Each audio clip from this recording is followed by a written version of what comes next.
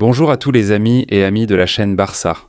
Aujourd'hui, soyez les bienvenus dans cette nouvelle vidéo où nous allons parler des élections du Barça. Hier, nous avons fait une vidéo pour défendre les supporters du Barça, pour défendre les supporters qui viennent de l'extérieur de la Catalogne. Après que certains candidats aient fait des propositions que nous jugeons déplacées, aujourd'hui il est temps de parler de certains résultats qui ont été rendus publics ces dernières heures. En effet, Mundo Deportivo a réalisé un sondage auprès de 300 socios dimanche dernier, avant le match entre le Barça et Levante, pour voir quelles étaient les impressions, les opinions, ce que ces socios pourraient en voter, sur un total de 300 de manière aléatoire. Et voici les résultats qui sont sortis. Reste jusqu'à la fin de la vidéo, car nous allons analyser les résultats de ce sondage. Et je pense qu'ils sont très importants pour ce qui va arriver dans les prochaines semaines où auront lieu les élections à la présidence du FC Barcelone. Clique sur le bouton. J'aime, reste jusqu'à la fin de la vidéo et bien sûr abonne-toi, active la cloche et laisse-moi un commentaire. Qu'est-ce que tu penses de ce dont nous allons parler dans cette vidéo qui commence maintenant ? 3, 2, 1, c'est parti. Eh bien, mesdames et messieurs, voici les données de ce sondage réalisé par Mundo Deportivo auprès de 300 socios du Barcelone. Voici les résultats. Là, nous avons 176 personnes qui ont voté pour la candidature de Joan Laporta. Au total, 61 socios ont voté pour Victor Font, 22 socios pour Marc Siria et seulement 4 pour Xavi Villajoana. C'est très clair, les pourcentages parlent d'eux-mêmes. Laporta obtiendrait 58. Avec 66% des voix, Victor Font, 23,33% des voix Marc Siria, 7,3%. Et Xavi Villajoana, il n'obtiendrait que 1,33% des voix. De ce sondage, qui a été réalisé ce dimanche dernier, nous avons aussi 12,33% d'un total de 37 socios et socias qui ont voté. Je ne sais pas, non ou ne réponds pas. C'est-à-dire, ils n'ont pas voulu se mouiller et donc, disons que le vote a été blanc. Donc ici, nous avons un peu le résumé de ce premier contact avec ce sondage choc réalisé par Mundo Deportivo qui, je pense, nous montre clairement ce qui peut se passer lorsque viendra le moment de déposer le bulletin dans l'urne.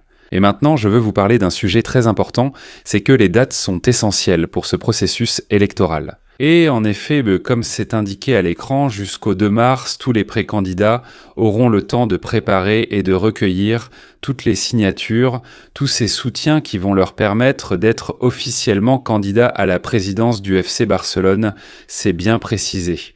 La date limite pour enregistrer les propositions de candidature se termine ce prochain, 2 mars à 21h.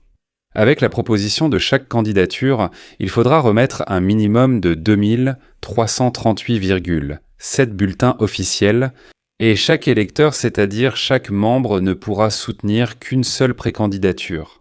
C'est très important. En résumé, les membres du Barça qui peuvent voter ont jusqu'à cette date pour laisser leur signature, leur soutien aux candidats ou plutôt aux précandidats. Parce que tant que cela ne sera pas confirmé, ils ne seront pas des candidats officiels, et ainsi nous saurons enfin qui sont ceux qui vont vraiment concourir jusqu'au bout. Par la suite, du 3 au 5 mars, les candidatures officielles seront proclamées. Voilà, c'est entre le 3 et le 5. La commission électorale vérifiera les conditions requises et les soutiens, puis procédera à la proclamation des candidatures qui participeront au vote final. S'il ne reste qu'une seule candidature valide, le processus peut être considéré comme terminé avec la proclamation de ce candidat. Mais bon, tout indique qu'il y en aura au moins 3. Au moins 3, ils vont sûrement entrer dans la course et enfin, du 6 au 15, attention. À cette date, la campagne électorale va commencer pleinement et ce sera le moment où les candidats devront sortir tout leur arsenal pour gagner le vote, pour gagner la confiance de tous les membres du Barça. Une campagne électorale qui va vraiment durer du 6 à minuit, c'est-à-dire du vendredi 6 mars jusqu'à 23h59 le 13 mars. Ensuite, nous aurons ce qui suit. Regardez, là nous avons le 14 qui est un samedi, ce sera la journée de réflexion, la veille des élections, qui d'ailleurs auront lieu le dimanche 15 mars en même temps que le match Barcelone-Séville qui se jouera au Spotify Camp Nou. Là nous avons le 14 la veille, aucun acte officiel ne pourra être organisé et le 15 sera le jour du vote, où tous les membres pourront voter de 9h du matin à 21h avec des bureaux de vote dans les installations du club, au Spotify lui-même.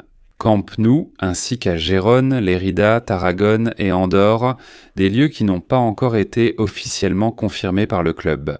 Après la clôture, le dépouillement officiel sera effectué et la candidature gagnante sera proclamée par le conseil d'administration et le bureau électoral. Lors de ces élections, nous rappelons que le club précise qu'il n'y aura pas de vote par correspondance, une procédure qui avait été exceptionnellement ouverte en 2021, et ici beaucoup de gens critiquent en la direction. Pourquoi ne permettons pas aux personnes de l'extérieur de voter ? Eh bien c'est très clair, c'est ainsi que cela est stipulé dans les statuts. J'espère que le prochain gagnant réglera rapidement ce problème et que lors des prochaines élections, il sera permis aux sociaux qui viennent de l'extérieur de la Catalogne de voter afin qu'il y ait une plus grande participation. Aujourd'hui, les statuts exigent que cela se fasse en présentiel. Eh bien, je viens de vous donner les informations essentielles que tous les supporters du Barça doivent connaître pour ne rien manquer de ces élections très importantes à la présidence du FC Barcelone. Ici, nous avons Joan Laporta, Victor Font, Marc Siria et Xavi Villajoana. Ce sont les 4 qui participent activement pour obtenir ces garanties, ces signatures qui leur permettront d'être des candidats officiels à la présidence du FC Barcelone. Évidemment, Laporta, le grand favori, a, je crois, quelque chose de très important, c'est la confiance d'une grande partie des culés du monde entier. Et bien sûr celle de Hansi Flick, son entraîneur, qui l'accompagnait il y a quelques heures. Lors de la présentation de ce livre que Joan Laporta a présenté il y a quelques heures, Victor Font continue d'attaquer Laporta de manière catégorique. Marc Siria lui-même aussi, je pense qu'il y a trop d'attaques et de propositions, avec une teinte qui ne me plaît pas particulièrement. Je partage certaines choses parce que je pense qu'il faut se mettre à jour, je pense qu'il doit y avoir au club des gens très compétents. Mais c'est vrai que le ton, à mon avis, n'est pas le plus approprié. Et enfin, Xavi Villajoana, le pauvre, eh bien, il fait ce qu'il peut. Mais c'est la candidature qui, je pense, aura le moins de succès. Et en plus, je ne sais même pas s'il va réussir à obtenir le nombre de signatures nécessaires pour pouvoir être candidat à la présidence. Un Xavi Villajoana qui, rappelons-le, faisait aussi partie à l'époque de l'équipe de Josep Maria Bartomeu. Et donc, je pense qu'une grande partie des gens ne peut même pas le voir. Donc on va s'arrêter ici pour la vidéo, j'espère qu'elle t'a plu, j'ai donné mon avis et maintenant j'attends le tien, qui est très important. Explose, c'est très important, ce bouton j'aime, partage la vidéo pour qu'elle aille le plus loin possible, partage-la avec tes amis, ta famille, et bien sûr avec les gens que tu sais qui sont du Barça, pour qu'ils donnent leur avis dans les commentaires. Merci pour cet échange intéressant, partage la vidéo, la famille, rendez-vous demain pour encore plus. Barça hier, aujourd'hui, toujours.